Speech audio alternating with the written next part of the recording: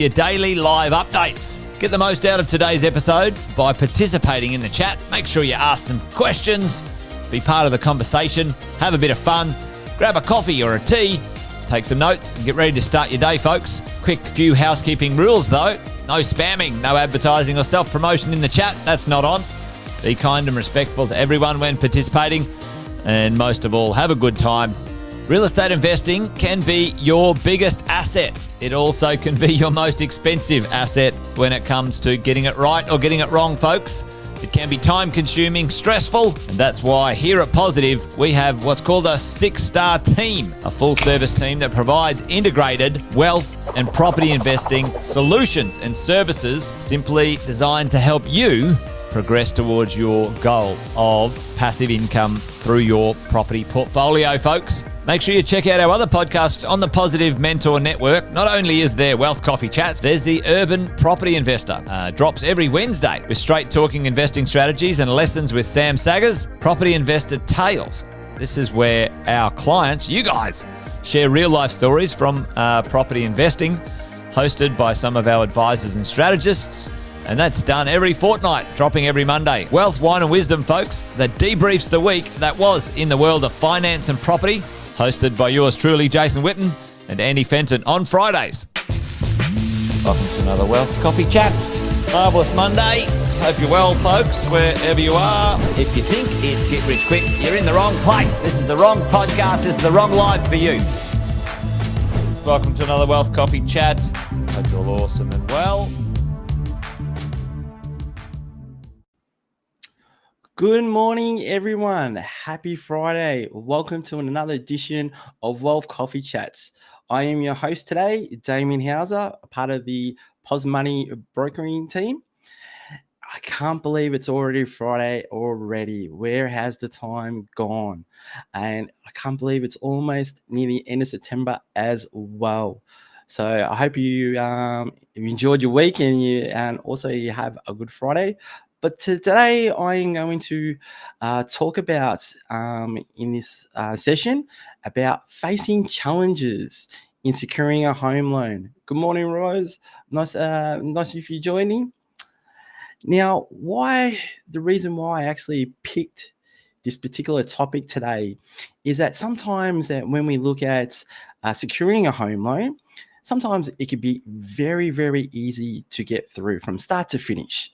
And when you get it approved, it could take about at least maybe 24 or even 48 hours to get something done, or even just close under a week.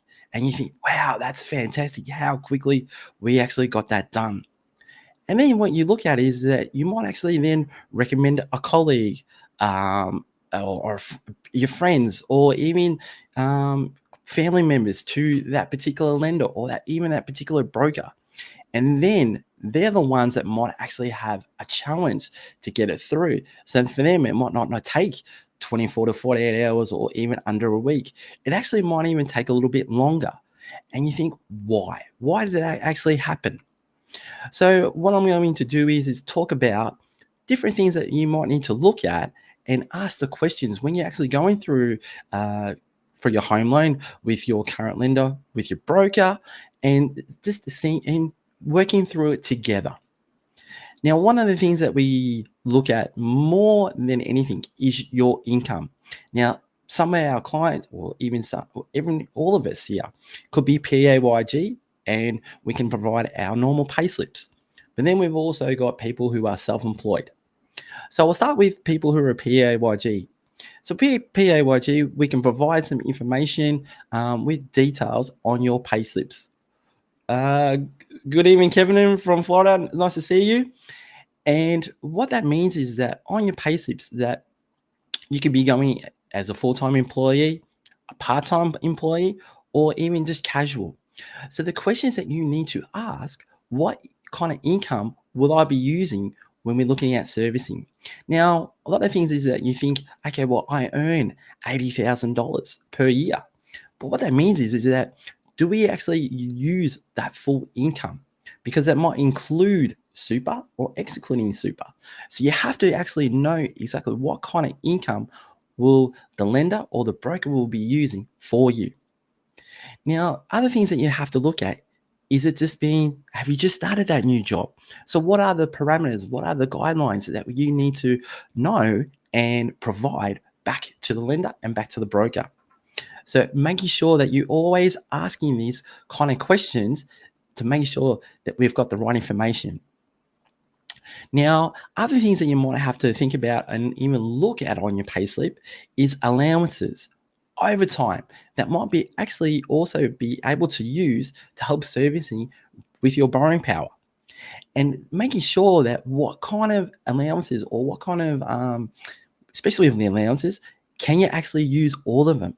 So making sure that when you actually do speak to your broker or even speaking to your lender, ask them the question, what allowances am I or aren't I allowed to use?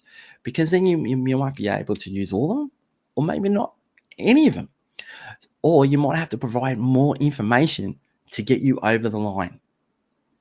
Now, when you look at self-employed people, they're actually not unique, but very different, because some of the people are your normal sole traders. People will have a company, or people might actually have a trust involved. So these are the things that when we, as a broker, or going through your lender, we actually have to ask or actually get you to provide all your relevant tax returns for that entity. So if you're a sole trader or a company or a trust, we have to actually get all that information. And when we go through that information, then we have to then look at what kind of income can we use? Because sometimes that, again, knowing in your self-employed information, you might be earning $80,000 again. But on your tax return, because of because your accountant might be trying to make you not pay more tax and trying to reduce that tax income, that means then your income will be reduced on your tax return. So we got to then look at, as a broker, or if you're going through the lender direct, look at what kind of income can we use. And sometimes we might not be able to use all the income that we need to use, and we have to then look at alternative options. And that's not a bad thing. It just means that we have to then look at ways to do with that is either going low doc, for some people who might know that, or alt doc, which means that then we have to then use relying on your accountant to knowing that what income can we use. Now, other things that might be a challenge when you're going for a home loan that you think, okay, well, why is it taking so long? Is that it might be the other outstanding debts that you have available. And then what that means is that you might have an existing HEX debt. You might actually have an outstanding credit card debt, personal loan debt, or even a car loan. So what that means is that we try to use your outstanding debts and see if that is going to help you with your service, your borrowing power.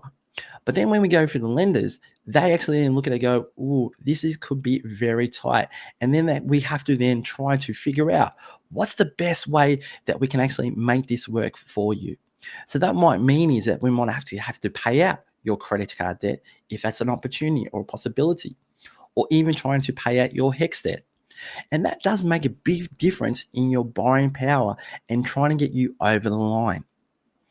So these are the things that you also have to think about when you're going through a home loan, even before talking to a broker or even talking to your normal lender, asking the question to yourself, but then you knowing that you can ask the broker, is this credit card limit or is this HEX debt going to be an issue for me to get me over the line?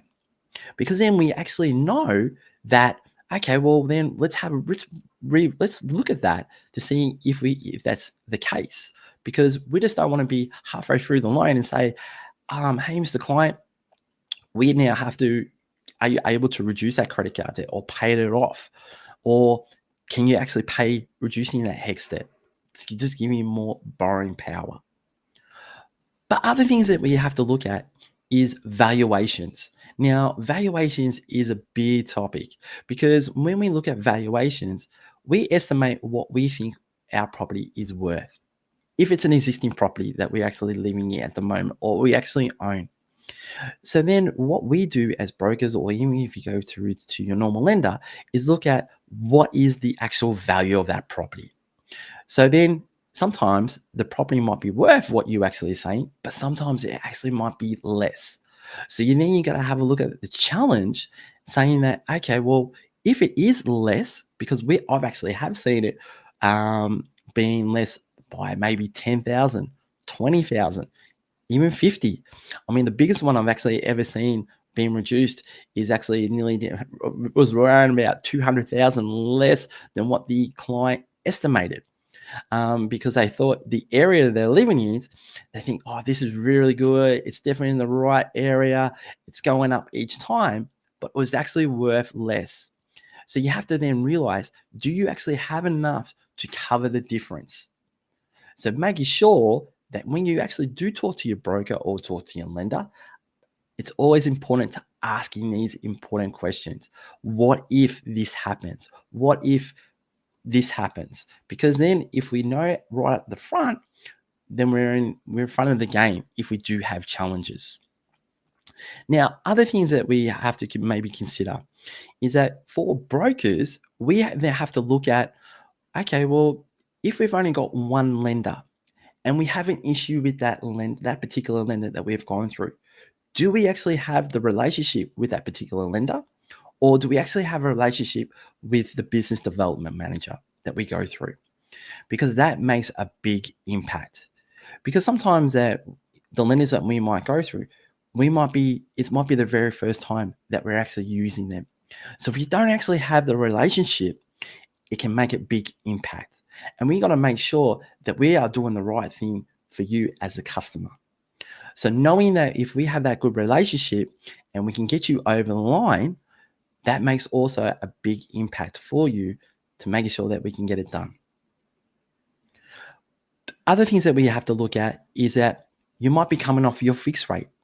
I know that a lot of our clients have had fixing their loans for when it was around the interest rate of 1.99 or even 2.99%.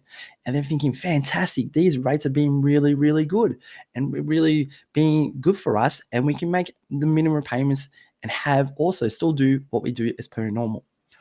But when those fixed rates do expire, we are going back to what the normal rates are currently at now, which could be, if you're on owner occupied, maybe 6.2 or 6.3%. But sometimes these lenders, because you are on a fixed rate for quite a good time, they actually even increase that fixed rate a little bit higher. So you think, wow, is that going to be a challenge for me to making those repayments? And what can I do? So these are the questions that you have to ask your broker.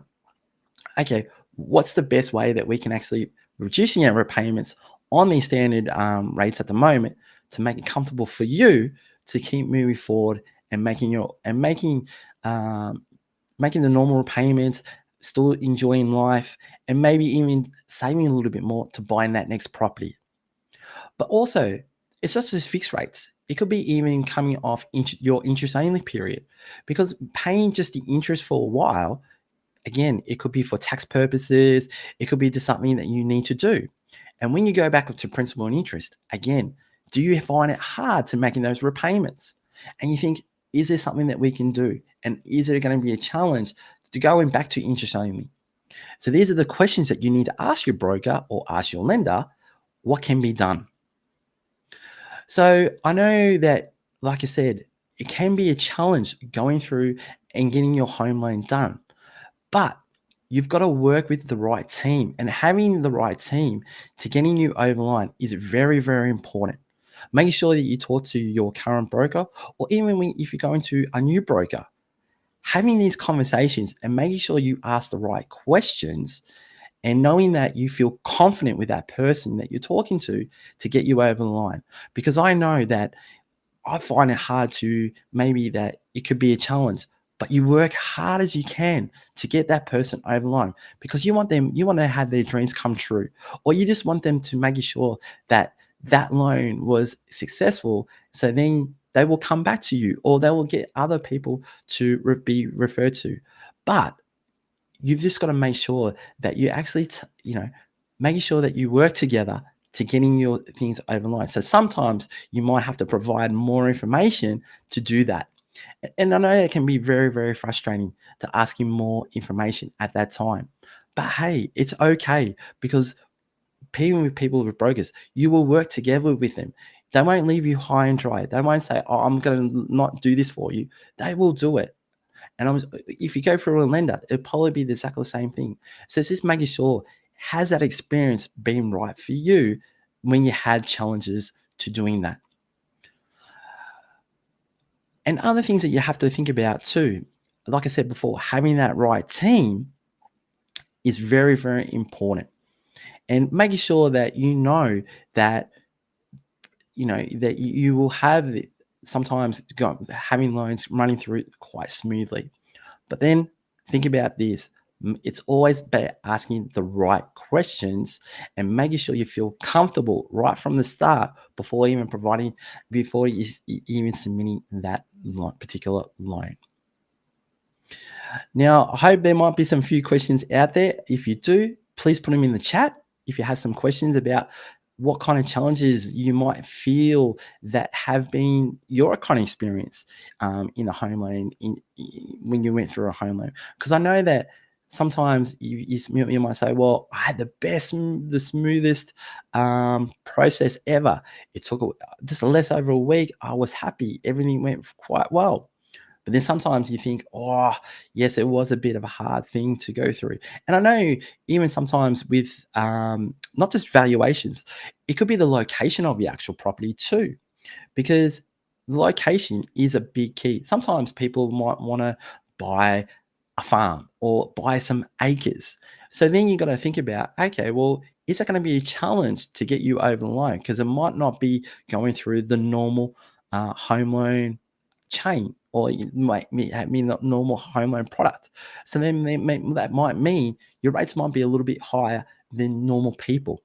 But it's then knowing that your broker or your lender explaining that to you up front and making sure that and feeling comfortable that that is the case. Because you just don't want to go in there, submit everything, and then saying, finding out, okay, well, why is this now higher than the normal standard variable rate? Or why is it taking a little bit longer to get a valuation done? Because it might be in an area where a valuer might have to go out there and spend the whole day to just travel there to look at your property, inspect it, come all the way back, and then provide that report. So that's sometimes can be a challenge for a valuer. But like I said, if you're knowing that up front, then you'll know exactly what to expect. And that's what you need to do. Asking the right questions up front, making sure that you do have everything in front of you when you actually talk to your broker or your current lender. Because the more questions that you ask, the more understanding that you will get up front before we actually submit the deal. And then you feel more comfortable. If there is going to be challenges getting through your deal, then you know up front, expecting that, okay, it might take 2 to 3 weeks. Then someone who did it within under a week. Well, I hope today that you enjoyed today's Wealth Coffee Chat. Please make sure that you subscribe to all of our other podcasts during the week and everything. And I hope you have a happy Friday and enjoy your weekend. Thank you so much for taking the time to being with me today. Bye. Episode of Wealth Coffee Chat, folks. Make sure you like, subscribe, and turn on your notifications so you never miss a thing when we go live. Improve your portfolio and investing game, folks, with Wealth Coffee Chats live every morning at 8:10 each weekday. Make sure you join us. Previous episodes are also available wherever you get your podcasts, folks, as well as our other podcasts from the 6-Star team here at positivementor.com.au.